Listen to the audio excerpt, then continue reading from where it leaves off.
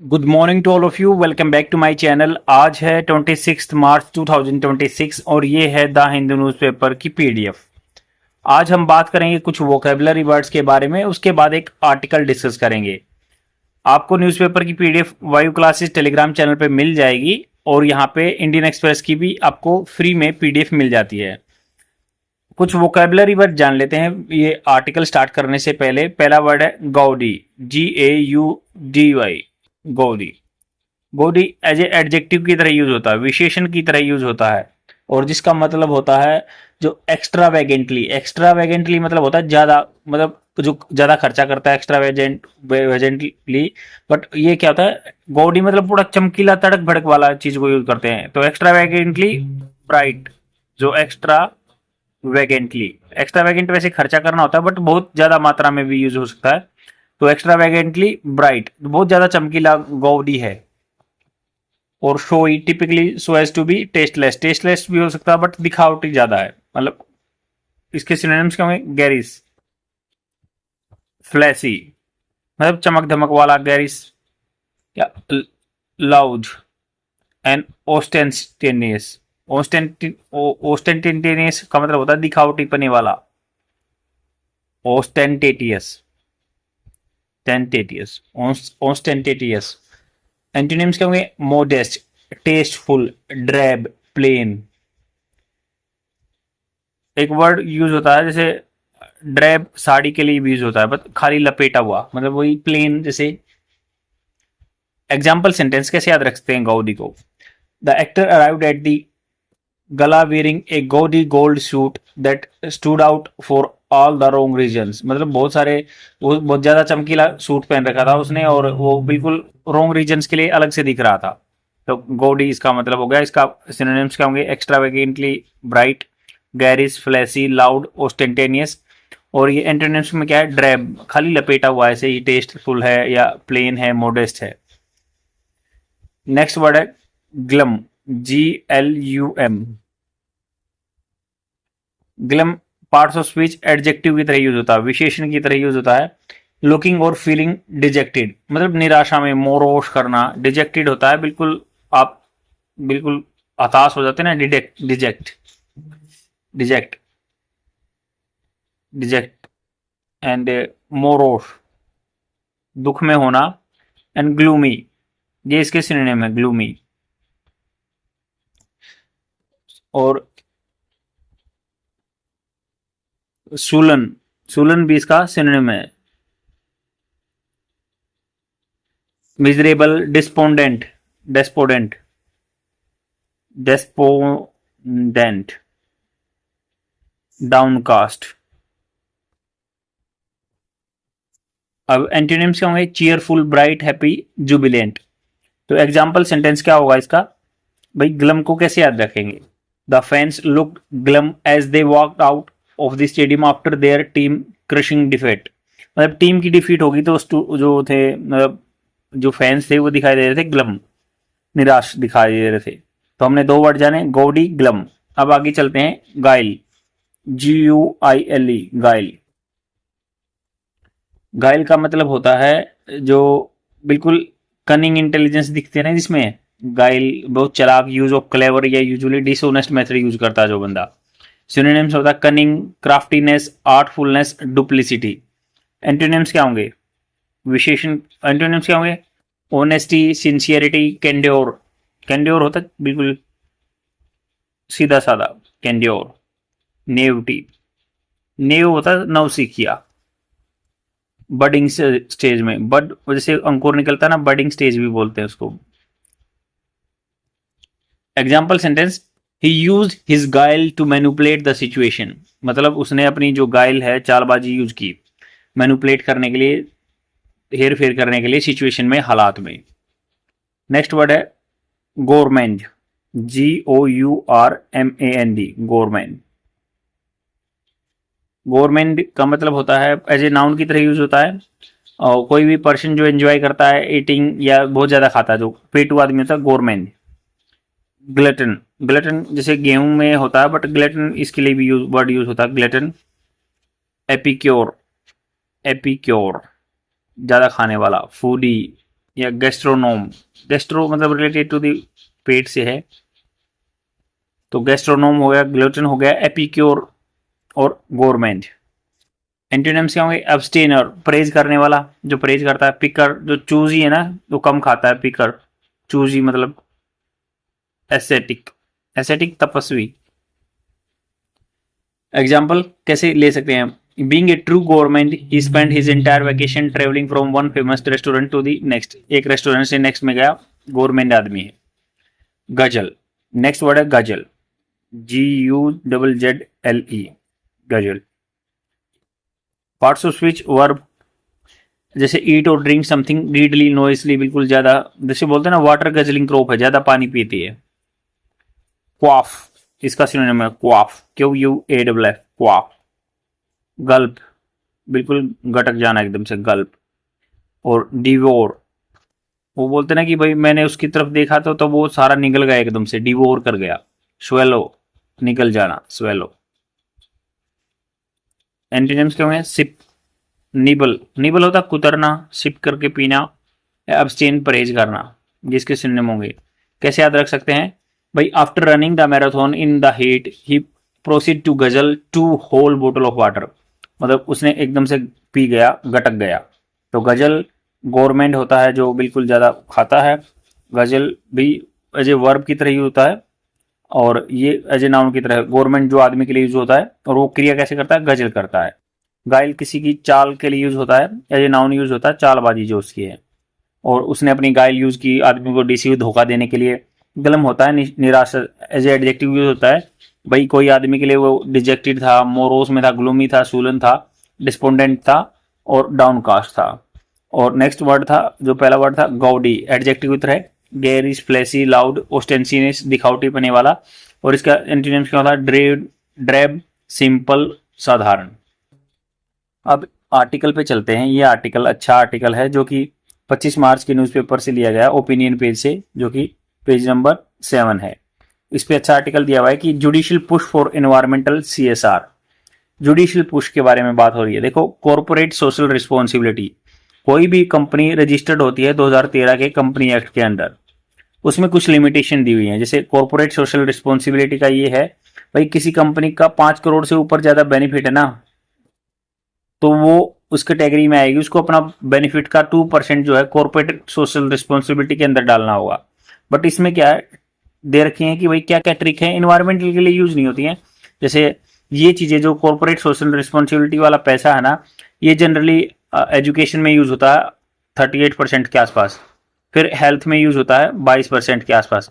तो ये जो मोहन चंद्रा हैं, ये कह रहे हैं कि ये फॉर्मर प्रिंसिपल, मुख्य चीफ कंजर्वेटर रहे हैं फॉरेस्ट में तेलंगाना में, और एडवाइजर रहे हैं।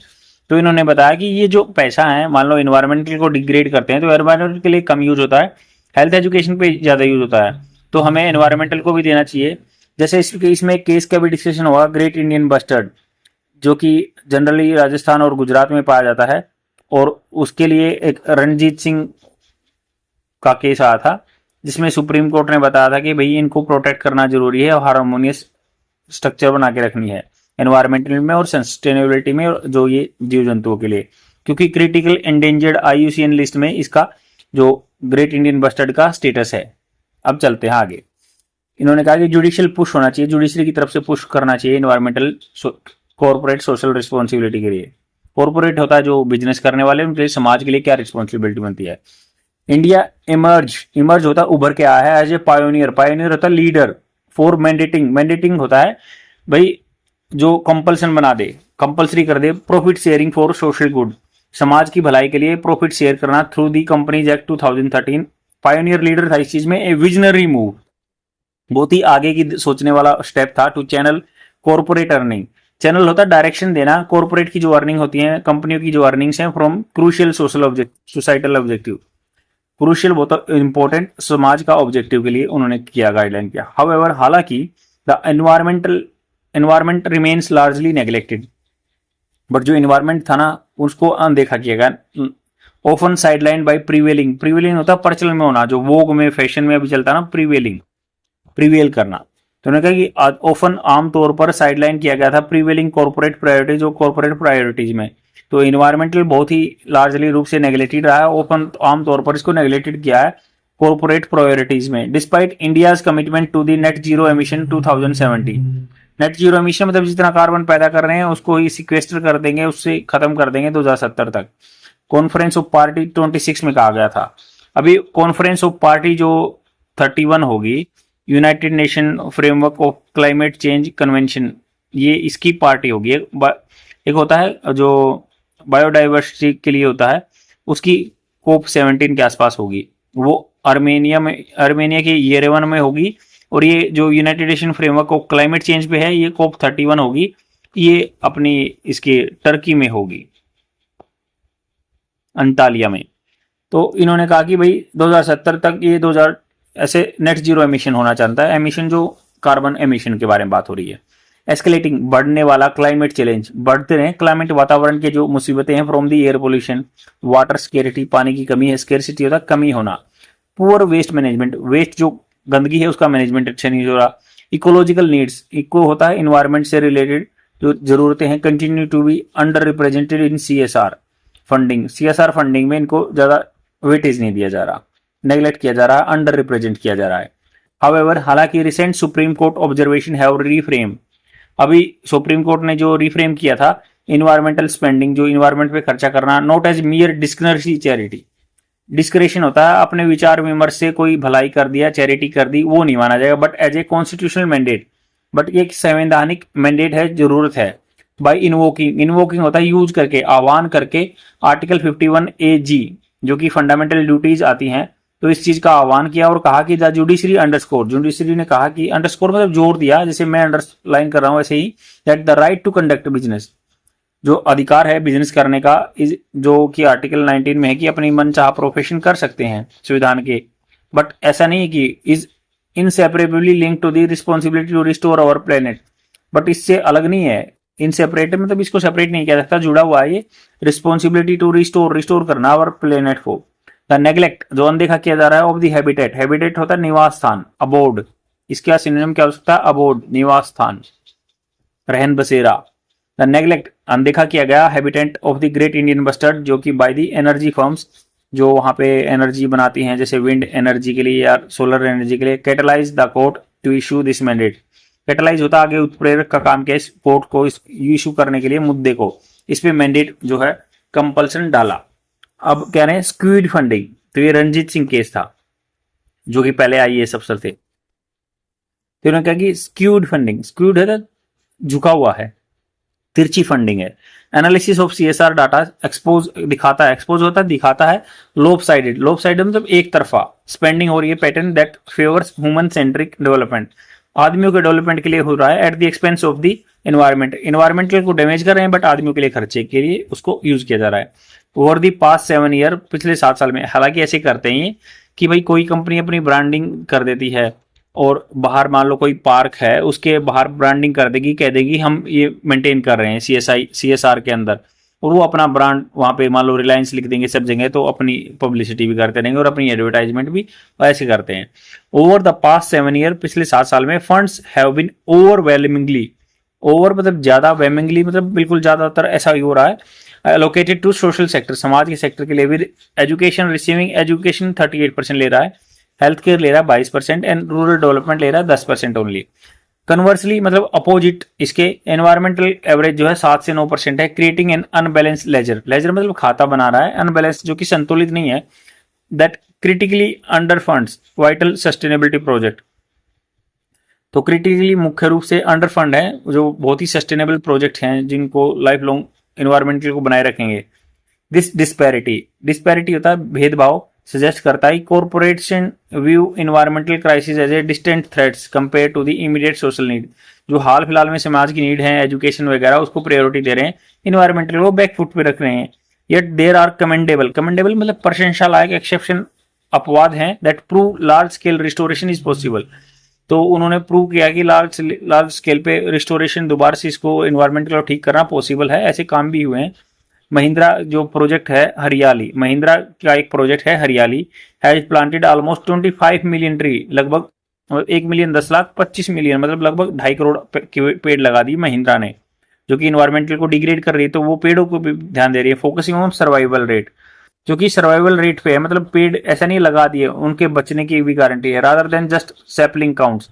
सैपलिंग होता है पौध, जैसे धान की पौध होती है, छोटे छोटे पौधे नहीं लगाते, वो सर्वाइवल रेट देखते हैं, और लगभग इतने इतने 25 करोड़ 2.5 जो मिलियन 25 मिलियन पेड़ लगा दिए। आईटीसी कंपनी जो है, फॉरेस्ट्री प्रोग्राम स्पेंस 1.3 मिलियन एकड़, मतलब आईटीसी ने जो इंडियन टूरिज्म सेंटर है, उन्होंने भी लगभग ये किया है 1.3 मिलियन एकड़ पे वो जो है 1 एकड़ 1 किला, और इसमें लगभग जो है 1.3 मिलियन एकड़ जमीन पे प्रोग्राम फॉरेस्ट लगाए हैं। इंटीग्रेटेड होता है, मिलाना लाइवलीहुड्स जो आदमियों के गुजारे का साधन है विद दी कंजर्वेशन। उनको पैसे भी दिए हैं कि भाई कंजर्वेशन करो, आपको पैसे भी मिलेंगे पेड़ को मेंटेन करने के लिए। टाटा ग्रुप लीड कर रहा है water conservation through massive watershed movement, तो टाटा ग्रुप ने पानी में पैसा लगाया है। Coca Cola and Hindustan Unilever have undertaken circular waste management, तो कोका कोला है या हिंदुस्तान यूनिलीवर जिसके कॉस्मेटिक प्रोडक्ट आते हैं, उन्होंने जिम्मेवारी ली, अंडरटेकन होता है जिम्मेवारी लेना, circular waste management projects. And JSW जो जिंदल स्टील है, उसने क्या है मैनग्रूव रिस्टोरेशन, मैनग्रूव होता है जो मान लो कोई भी समुद्र वगैरह के पास जहाँ पे उगते हैं ऐसे जैसे कोरल रीफ वगैरह, उन मैनग्रूव्स का रिस्टोरेशन करने की बात की जिंदल स्टील ने। जो ये पहले हैं दिस इनिशिएटिव, ये जो पहल हैं डेमोन्स्ट्रेट दिखाती हैं that prioritising the environment yields significant and measurable impact, तो इन्वायरमेंटल को प्रोटेक्ट करेंगे, उसके मेजरेबल दिखने वाले प्रभाव डालेंगे, और यील्ड्स इसकी उपज हो जाएगी अच्छी खासी। नेवरदलेस फिर भी most companies still pursue quick wins such as one of awareness drive, तो कई क्या है फिर भी कुछ ऐसी कंपनियां हैं जो परस्यू फॉलो करती हैं क्विक विंस, जल्दी से जो जिनको काम किया जा सके, अवेयरनेस ड्राइव कर दिया, साइड स्टेप, और अपने आप को आर्डुअस जो होता है typical process of forest restoration and natural resource recovery, तो थोड़े से टिपिकल काम उनसे साइड स्टेप करते हैं और छोटे छोटे अवेयरनेस के प्रोग्राम कर देते हैं, कैंपेन कर देते हैं। अब इन्होंने कहा कि चैलेंज ऑफ रिस्टोरेशन, काफी लेंथी आर्टिकल है, तो इन्होंने कहा कि भाई चैलेंज क्या है रिस्टोरेशन करने में, क्या क्या मुसीबतें हैं, ये डायरेक्ट एग्जाम में बन सकता है, इससे पॉइंट यूज कर सकते हैं आप। मच नीडेड एनवायरमेंटल रिस्टोरेशन, बहुत ही ज्यादा जरूरत थी इन्वायरमेंट को रिस्टोर करने की, इंक्लूडिंग अफोरेस्टेशन, जंगल लगाना, has been neglected in India, evidence in the country report of the Bonn challenge. Bonn Germany की शहर है, उसकी एक रिपोर्ट आई थी, उसमें बताया गया था global voluntary effort to restore 350 million hectare of degraded and deforested land by 2030, तो 2030 तक हमने ये मतलब प्रण भी लिया है, या 350 मिलियन का हेक्टेयर का। While the nation aims to restore 26 million hectare, हम क्या है 26 मिलियन, मतलब इन्होंने रिपोर्ट दी है बोन ने कि भाई बहुत सारे काम नहीं कर पाए हैं, बट हमारा जो टारगेट है 26 मिलियन का है, और ये जो पूरे वर्ल्ड लेवल का है वो 350 मिलियन हेक्टेयर का है, अपना 26 मिलियन हेक्टेयर का 2030 तक करने का। Private company have contributed negligible 2% of the 9.8 million hectare restored so far, so far मतलब अब तक रिस्टोर किया गया, रिस्टोर मतलब वहीं पे पेड़ काट दिए तो लगाए गए हैं लगभग 9.8 मिलियन हेक्टेयर पे, जो कि 2% इसमें प्राइवेट कंपनी लगा रही है पैसा, सारा पैसा गवर्नमेंट दे रही है। There is a massive restoration gap है between the damage caused by the individual industrial activity and the investment made to fix it, तो इसको फिक्स करने के लिए कम पैसा लगा रहे हैं आदमी और डैमेज ज्यादा कर रहे हैं।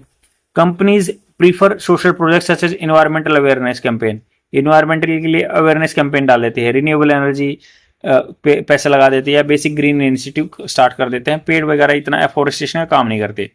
दिस गिव्स क्विक विजिबिलिटी, ये जो प्रोजेक्ट ये स्टार्ट करते हैं जल्दी से लाइमलाइट में आ जाते हैं और दिखते हैं, क्लियर रिजल्ट लिखते हैं और फैसिलिटेट करते हैं इजी रिपोर्टिंग अच्छे से कर सकते हैं।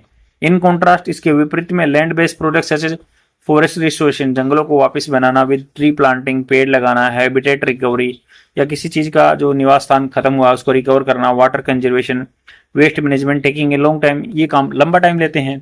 इन एडिशन इसके साथ में they also require expert skills in tree growing, expert की जरूरत भी पड़ती है पेड़ उगाने में, सोयल हेल्थ में, या बायोडाइवर्सिटी चेक में भी। बायोडाइवर्सिटी होता है अलग अलग के लाइफस्टाइल जैसे वहां पे हर तरह का जीव मिले।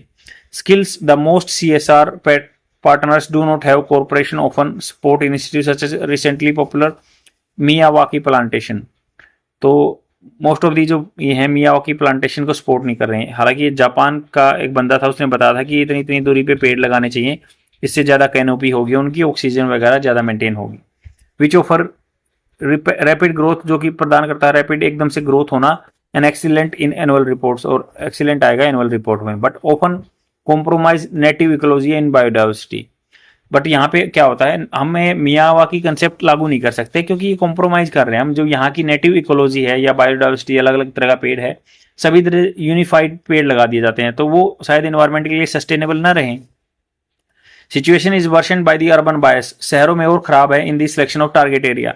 ऐसे शहरों में ऐसे target area, lack of practical policy, वहां पे प्रैक्टिकल पॉलिसी नहीं है for degraded land and poor collaboration, साथ देते हैं with forest departments and other organisation, इतना साथ नहीं देते इनका।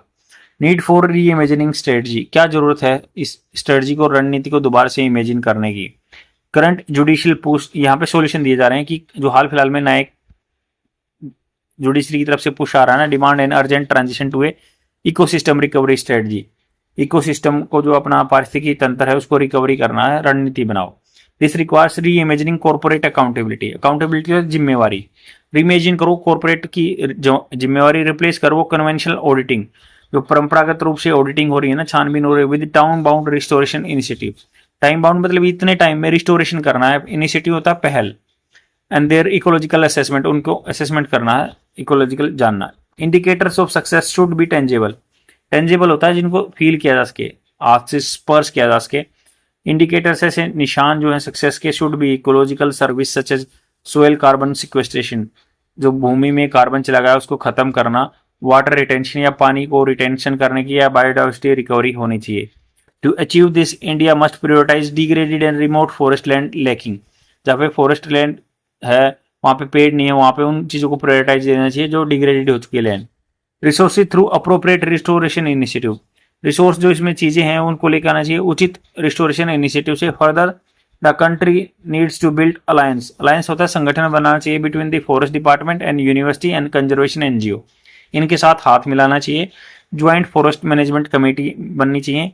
दिस पार्टनरशिप, जो पार्टनरशिप होंगी ना, can establish dedicated restoration unit under scientific supervision, तो ये कंपनियां हैं साइंटिफिक सुपरविजन देख रेख होगी। गिविंग ड्यू रिकार्ड, जो ड्यू मतलब जो सम्मान चाहिए नेटिव स्पीसीज को, वहां की पर्टिकुलर प्रजाति को, पेड़ को या कोई भी लिविंग बींग को या इकोलॉजी को। फर्दर मोर, इसके अलावा challenge of the long term finance for landscape scale project, landscape जो कफे लंबे क्षेत्र में एक प्रोजेक्ट होंगे उनका फाइनेंसिंग पैसा डालना। या restoration challenge can be solved by establishing a restoration trust और कैन एस्क्रू फंड, तो जो है सोल्व किया जा सकता है एस्टैब्लिशिंग एस्क्रो। एस्क्रो मतलब स्पेशल अलग से एक होता है एस्क्रो, अलग से फंड बनाया जा सकता है इसके लिए। दिस वुड गारंटी कंटिन्यूटी, जिससे कंटिन्यूटी रहेगी और प्रोवाइड करेगा long term security necessary for the real ecological impact, real जो समाज में इकोलॉजिकल इम्पैक्ट होगा उसको सिक्योर किया जा सकता है। अब बात करें कॉर्पोरेट गवर्नेंस, जो प्राइवेट कंपनियों का प्रशासन है in India must evolve from being share holder centric to the ecosystem centric, तो जो हमारा सिस्टम बना रहे हैं कि भाई शेयर होल्डर पैसा लगाओ आप कंपनी में हमारे बन सकते हैं, नहीं, इको सिस्टम को भी सेंटर में लेना चाहिए। विद डायरेक्टर्स, जो इस कंपनी के डायरेक्टर हैं एज फ्यूडिशरीज, आपने एक कंसेप्ट सुना होगा जैसे डाटा फ्यूडिशरीज है, मतलब जिनसे डाटा लेते हैं उनको, मतलब डायरेक्टर को एज ए फ्यूडिशरी यूज करना होगा फॉर द इन्वायरमेंट, इन्वायरमेंट के लिए। Moving past the ease of compliance, और मूविंग जो ईज ऑफ कंप्लायंस है, ऐसे बेसिक रूलों का पालन करना होगा और उसको बेसिक इजी बनाना होगा। When the health of our planet is treated as a mandatory, तो हमारी जो प्लेनेट अर्थ है उसकी हेल्थ को मैंडेटरी कंपल्सन बनाना चाहिए, नॉन नेगोशिएबल, जिसमें कोई मोल भाव नहीं हो सकता, and part of business strategy बनना चाहिए। Country move towards a future where sustainable development becomes a lived reality, तो तभी देश ऐसे आगे बढ़ सकता है जहाँ पे क्या है इस रियलिटी को जिया जा सकता है और ये सच्चाई बनेगी। आई होप आपको समझ में आया होगा, काफ़ी अच्छा आर्टिकल है और एग्जाम में डेफिनेटली आप इससे एक मेंस आंसर राइटिंग लिख सकते हैं। Thank you very much, bye.